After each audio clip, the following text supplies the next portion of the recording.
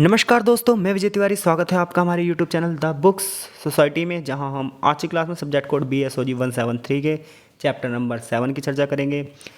आशा है आपको कोर्स समझ में आ रहा है और जो पिछले चैप्टर्स की वीडियो प्रोवाइड करवाई गई हैं वो भी आपको समझ में आ रही हैं।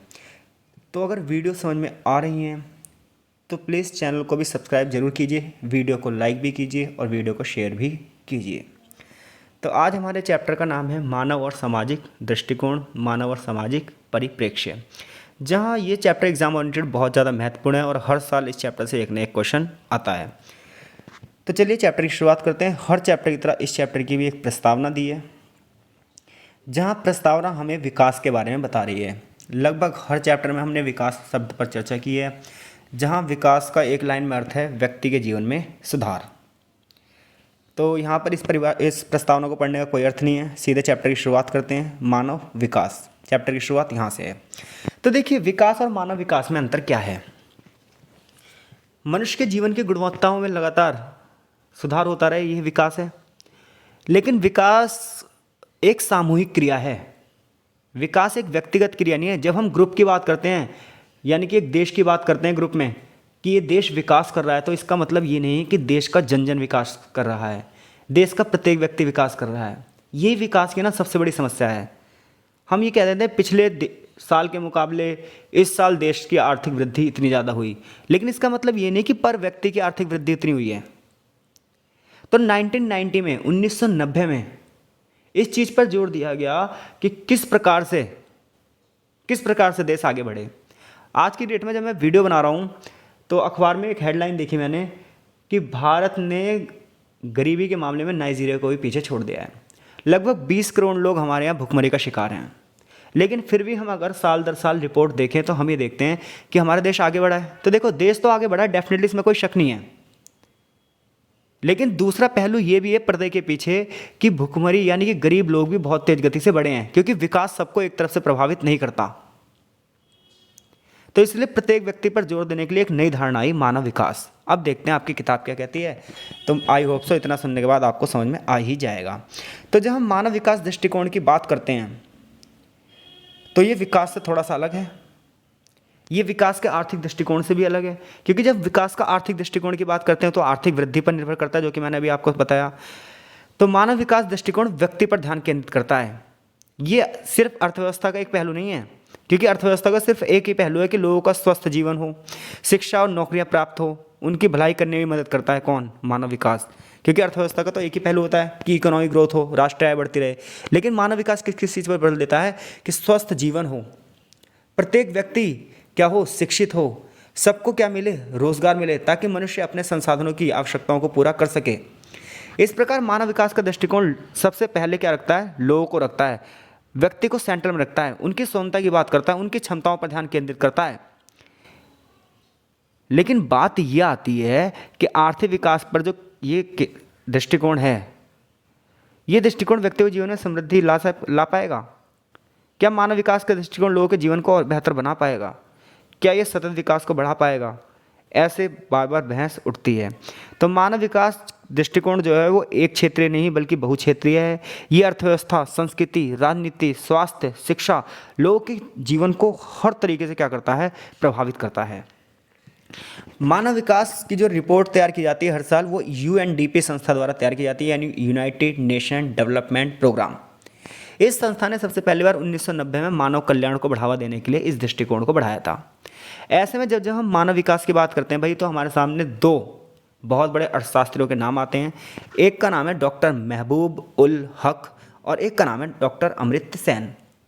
इन दोनों ने मानव विकास को परिभाषित करने की कोशिश की और मानव विकास की परिभाषा दी भी, और इन्होंने ये कहा कि मनुष्य की क्षमताएं लगातार बढ़ती रहें, मनुष्य के विकल्प लगातार बढ़ते रहें। तो यही क्या है? मानव विकास है।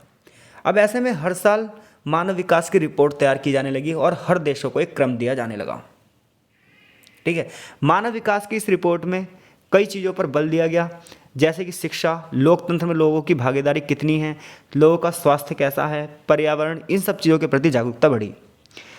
यहाँ पर लिखा भी है, मानव विकास रिपोर्ट एक पाकिस्तानी अर्थशास्त्री थे महबूब उल हक, इसके दृष्टिकोण से प्रभावित थी। उन्होंने ये कहा भी कि अगर देश की GDP आगे बढ़ रही है तो कोई मतलब नहीं है कि लोग भी आगे बढ़ रहे होंगे, क्योंकि जीडीपी तो हथियार बेचने से ही बढ़ सकती है। लेकिन इसका मतलब नहीं है कि वो देश विकसित है। उसके अनुसार लोगों के मामले में आय की क्षमताओं को बढ़ाने महत्वपूर्ण है। आय केवल उन पहलुओं में से है जो देश के विकास को बढ़ावा देती है। लेकिन जब हम शिक्षा की बात करते हैं, स्वास्थ्य की बात करते हैं, तो ये सामाजिक कल्याण है। एग्जाम्पल दिया, आपकी किताब बिल्कुल लेटेस्ट अपडेटेड है कि सन 2020 में कोविड-19 आई। जब कोविड-19 का प्रकोप हुआ तो हमने ये देखा कि जिन जिन देशों की राष्ट्रीय आय बहुत ज़्यादा थी ना, उन्हीं के यहाँ सबसे ज़्यादा लोग मरे हैं। रीज़न, स्वास्थ्य सुविधाएं अच्छी थी नहीं। पूरे विश्व में ब्लेम चाहे आप किसी देश को कर लो, सबसे ज़्यादा भारत वाले भारत को ब्लेम करते हैं। लेकिन ऐसा नहीं है। सबसे ज़्यादा लोग देख रहे हो आप, अमेरिका में मरे थे, इटली में मरे थे। ये यूरोपीय कंट्री जो अपने आप को बहुत विकसित कहती हैं, ये अमेरिकन कंट्रियाँ जो अपने आप को बहुत ज़्यादा विकसित कहती हैं, यहाँ पर लाखों लोग मरे थे। कौन बच गया कोविड-19 से? तो देश का विकास हो रहा है। तो इसका मतलब ये नहीं है, पक्का ये नहीं है कि जनता का विकास हो रहा होगा। आगे हम बात करेंगे चैप्टर में मानव विकास के सामाजिक दृष्टिकोण की। तो देखिए, मानव विकास का सामाजिक दृष्टिकोण क्या है। जैसा कि हमें पता है, जब हम विकास की बात करते हैं तो अर्थव्यवस्था की बात करते हैं, लेकिन जब हम व्यक्ति की बात करेंगे तो व्यक्ति सबसे छोटी इकाई किससे जुड़ा है? समाज से। और जब हम सामाजिक विकास की बात करते हैं तो हम किस किस की बात करते हैं? तो खालिद मलिक ने अपनी एक किताब लिखी है, advance sustaining human progress for concept to places. इसमें उन्होंने कहा है कि जितनी भी सामाजिक संस्थाएं हैं, ये हमारे व्यवहार को प्रभावित करती हैं। जैसे कि चुनावी संस्थाएं, हमारे देश की संसदीय व्यवस्था, हमारे देश की विधायिका, हमारे देश की कार्यपालिका, हमारे देश की न्यायपालिका। इसके अलावा एनजीओ सेक्टर, यानी कि सरकारी संस्थाएं होंगी, गैर सरकारी संस्थाएं होंगी। हमारे आसपास का पड़ोस, हमारे आसपास का खेल क्लब, हर एक चीज़ से हम प्रभावित होते हैं। तो जब हम सामाजिक विकास की बात करते हैं तो हम मानव अधिकारों की दुहाई देते हैं, हम शिक्षा की बात करते हैं, हम लोगों की भलाई की बात करते हैं, हम स्वास्थ्य की बात करते हैं, क्योंकि ये सारी चीज़ें हमें प्रभावित करती हैं। इसलिए सामाजिक विकास का मतलब क्या है? सामाजिक अवसर बढ़ें, समाज में अपॉर्चुनिटी बढ़े, ज़्यादा से ज़्यादा लोग प्रॉफिटेबल हों, सबको ज़्यादा से ज़्यादा लाभ मिले। और इसके लिए ये तर्क भी दिया गया है कि व्यक्तियों और उनके अवसरों को एक सामाजिक संदर्भ में देखना चाहिए। समाज को राज्य और विभिन्न संस्थाएं व्यक्तियों को अवसरों को प्रभावित करती हैं। और ऐसे उदाहरण के लिए किसी समाज में जाति, भारतीय समाज की बात की जा रही है यहाँ पर, भारतीय समाज में जाति एक महत्वपूर्ण भूमिका निभाती है। कुछ जातियों को सामाजिक अवसर ज़्यादा मिलते हैं, ऐसे में उनका लाभ ज़्यादा होता है। कुछ जातियों को नहीं मिल पाते, तो ऐसा नहीं होता। हालांकि आज की डेट में ऐसा बिल्कुल भी नहीं है। तो ऐसे में जो सामाजिक परिस्थितियां हैं हमारी, जो सार्वजनिक परिस्थितियां हैं, ये हमें बहुत ज़्यादा प्रभावित करती हैं। फिर से एक एग्जाम्पल कोविड-19 का ही दिया गया है, किसानों का, कि कोविड-19 के दौरान किसानों पर अतिरिक्त प्रभाव पड़ा। शहरों से बहुत सारे लोग प्रवास कर करके गाँव में चले गए। ऐसे में गाँव की जो आपूर्ति श्रृंखला थी वो प्रभावित हो गई। किसान बेचारे परिवहन व्यवस्था ना होने के कारण अपना सामान तक नहीं बेच पाए, क्योंकि सारी चीज़ें ठप थी। तो ऐसे में उन्हें सामाजिक संस्थाओं का लाभ नहीं मिला। तो मानव विकास का सामाजिक दृष्टिकोण क्या कहता है भाई? तो मानव विकास का सामाजिक दृष्टिकोण इस चीज़ पर जोर देता है कि मनुष्य समाज की सबसे छोटी इकाई है। यदि व्यक्ति विकास करेगा तो समाज विकास करेगा, समाज विकास करेगा तो राज्य विकास करेगा, राज्य विकास करेगा तो देश भी विकास करेगा। लेकिन समाज के विकास के लिए क्या होना चाहिए? किसी भी समाज के विकास के लिए उच्च गुणवत्ता वाली सामाजिक संस्थाएं होनी चाहिए, चाहे वो उस क्षेत्र की विधानसभा हो, चाहे वो उस क्षेत्र की कार्यपालिका हो, विधायिका हो, न्यायपालिका हो, एनजीओ सेक्टर्स हो, बैंकिंग सेक्टर हो, ये सब। अब हम बात करेंगे विकास के क्षमतावादी दृष्टिकोण की। डॉक्टर अमर्त्य सेन ने क्षमतावादी दृष्टिकोण दिया है। देखिए, मनुष्य के अंदर अदम्य क्षमताएं हैं, मनुष्य संभावनावादी है, मनुष्य जो मन में चाह ले ठान ले उन सभी चीज़ों का आविष्कार कर सकता है। तो अमर्त्य सेन कहते हैं कि मनुष्य की क्षमताएं बढ़नी चाहिए, क्योंकि सारे उत्पादनों का साधन कौन है? मनुष्य है। मनुष्य के माध्यम से ही हर चीज़ लाई जा सकती है, मनुष्य के माध्यम से ही विकास लाया जा सकता है। पर व्यक्ति विकास करेगा, देश अपने आप विकास करेगा। अमर्त्य सेन ये भी कहते हैं कि विकास का धन की वृद्धि से नहीं है, बल्कि ये तो लोगों की प्रगति से है। उन्होंने कहा कि धन का पीछा करना तो एक मध्यवर्ती लक्ष्य है, लेकिन धन का पीछा हम करते क्यों हैं? धन का पीछा इसलिए करते हैं हम कि मानव जीवन को बेहतर कैसे बनाया जाए। एग्जाम्पल दे रहे हैं कि देशों की आय तो उच्च हो सकती है, लेकिन इसका मतलब ये नहीं है कि जनता की भलाई भी उच्च कर रहे हो। विकास से मानव जाति की गुणवत्ता में सुधार होना चाहिए, मानव जीवन में नई नई कलाएं आनी चाहिए, मानव जीवन में क्षमता बढ़नी चाहिए। ऐसे में लोगों का काम का क्षमता और अभिकरण बढ़ना चाहिए। ये तीन चीज़ विकास के क्षमतावादी दृष्टिकोण में बल दिया जाता है, यानी कि मनुष्य की स्किल्स बढ़ती जाएं, मनुष्य की क्षमता बढ़ती जाए, मनुष्य ज़्यादा ज़्यादा उत्पादन करे, तब मनुष्य के जीवन की गुणवत्ता आगे बढ़ेगी। क्षमता दृष्टिकोण मानव जीवन के कार्यों को प्राणियों और क्रियाओं के समूह में देखता है। मानव जीवन का जो मूल्यांकन है वो कार्य करने की क्षमता से किया जाता है कि व्यक्ति कितना अच्छा कार्य कर रहा है। लेकिन बात ये आती है वो किस प्रकार का कार्य कर रहा है। क्षमता का तात्पर्य स्वतंत्रता से भी है कि मान लो मैं कार्य कर रहा हूँ लेकिन मैं अपने चुने हुए कार्य नहीं कर रहा, मैं अपनी मनपसंद कार्य नहीं कर रहा, तो फिर भी मैं अच्छे से कार्य नहीं कर पाऊंगा, मेरी क्षमता जब भी प्रभावित होगी।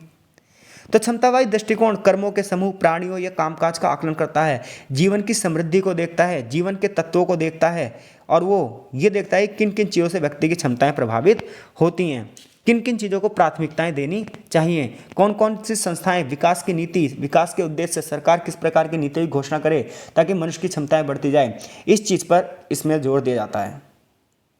तो आई होप सो अगर ये भी आएगा तो आप कर देंगे। अब बात ये आती है आज़ादी के रूप में विकास क्या है।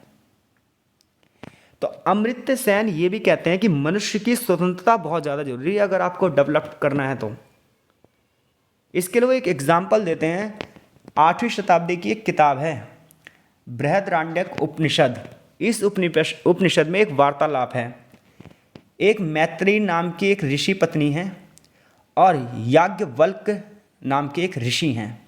इन दोनों के बीच में बातचीत होती है। मैत्री कहती है कि अगर धन से भरी संपूर्ण पृथ्वी आपकी हो जाए तो आप क्या इससे अमरता प्राप्त कर सकते हैं।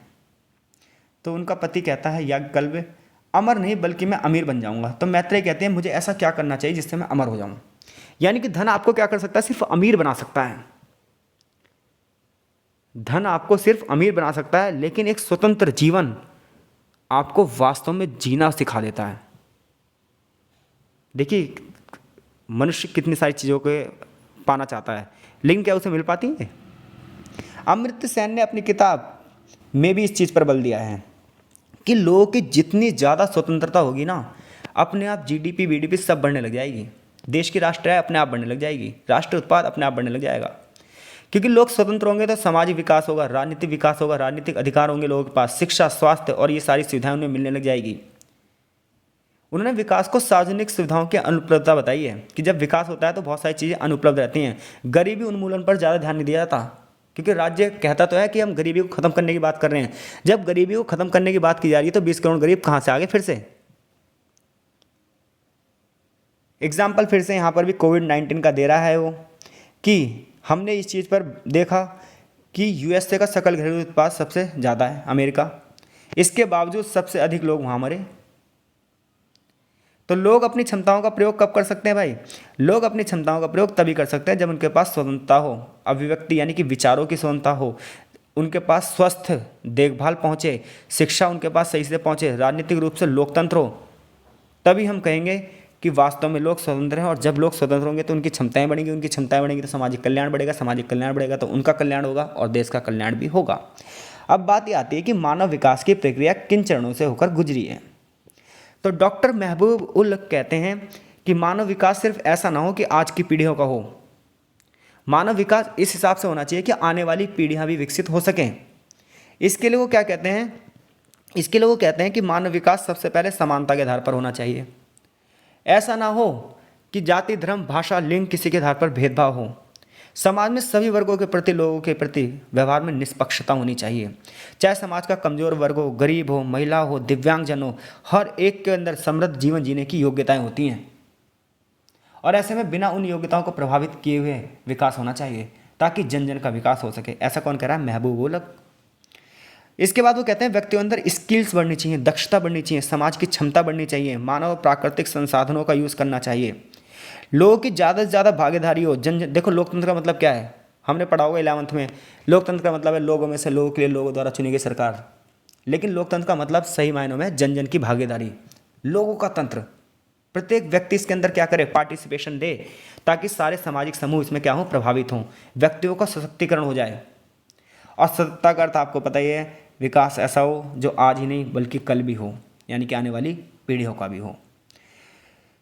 तो मानव विकास से संबंधित जो दृष्टिकोण थे, सबसे पहले क्या बताया गया, मानव विकास क्या है। मानव विकास क्या है, मनुष्य के विकल्पों में लगातार वृद्धि होती रहे, वो क्या है, मानव विकास है।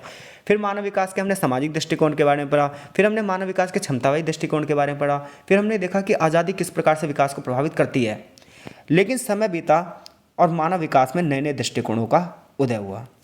1961 में यूएनओ जो थी उसकी महासभा ने ये कहा कि विकास का ये पहला दशक है,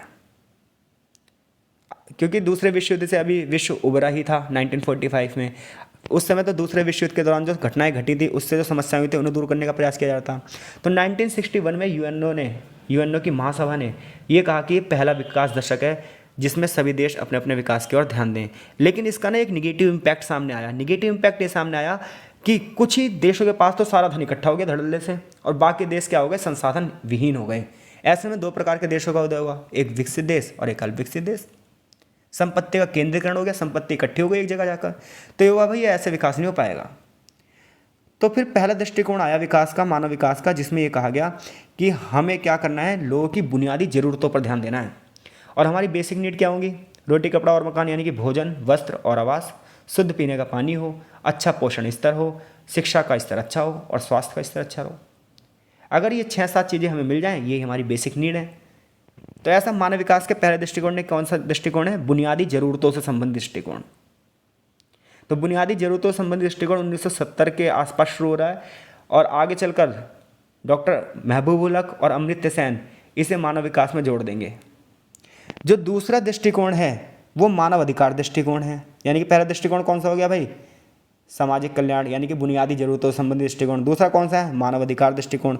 मानव अधिकार दृष्टिकोण ये कहता है मनुष्य होने के नाते प्रत्येक मनुष्य क्या है, कुछ अधिकारों का प्रतिभागी है, जो अधिकार उसे मिलने चाहिए। और उनमें से सबसे पहला अधिकार है कि मनुष्य कोई भी कार्य करे लेकिन उसे सम्मान पाने का अधिकार है, क्योंकि हर व्यक्ति की एक गरिमा होती है जिसका कोई मोल नहीं होता, तो उस गरिमा को ठेस नहीं पहुँचनी चाहिए। तो मानव अधिकारों का यह दृष्टिकोण उन व्यक्तियों की ओर ध्यान आकर्षित करता है जिनमें अपार क्षमताएं हैं, भले ही उनके पास शिक्षा ना हो, लेकिन फिर भी वो मनुष्य होने के नाते संवेदनशील हैं। उनके विकास पर भी हमें जोर देना चाहिए। और तीसरा दृष्टिकोण था मानव विकास का, मानव सुरक्षा, ह्यूमन सिक्योरिटी, क्योंकि मनुष्य लगातार असुरक्षा के घेरे में है। कभी चोरी, कभी चकारी, कभी कुछ नहीं तो गृहयुद्ध, सांप्रदायिकता, जातिवाद, गोरे काले के आधार पर भेदभाव एंड सो मोर। जैसा कि विकासशील देशों ने बहुत सारे आंतरिक संघर्षों का सामना किया। मानव विकास दृष्टिकोण में मानव सुरक्षा की धारणा पर प्रकाश डाला गया और ये कहा गया कि भूख, बीमारी, दमन जैसे खतरों से भी सुरक्षा होनी चाहिए, तभी मनुष्य का विकास हो सकता है। इसके साथ ही साथ खाद्य सुरक्षा हो, आर्थिक सुरक्षा हो, स्वास्थ्य सुरक्षा हो, पर्यावरण सुरक्षित हो, व्यक्तिगत सुरक्षित हो, सामुदायिक सुरक्षा हो, राजनीतिक सुरक्षा हो, तब व्यक्ति पूरी तरीके से सुरक्षित होगा। ये चैप्टर यहीं फिनिश होता है। आगे चैप्टर का एक सारांश दिया हुआ है। तो आई होप सो इस चैप्टर से यदि कोई भी क्वेश्चन आएगा कि मानव विकास से आप क्या समझते हैं, मानव विकास का क्षमता दृष्टिकोण क्या है, मानव विकास का सामाजिक दृष्टिकोण क्या है, मानव विकास में नए नए कौन से दृष्टिकोण हुए हैं, इन सभी प्रश्नों के उत्तर देने में आप क्या हैं, सक्षम हैं। तो आपका बहुत बहुत धन्यवाद। मिलते हैं जल्दी आपसे नेक्स्ट वीडियो में।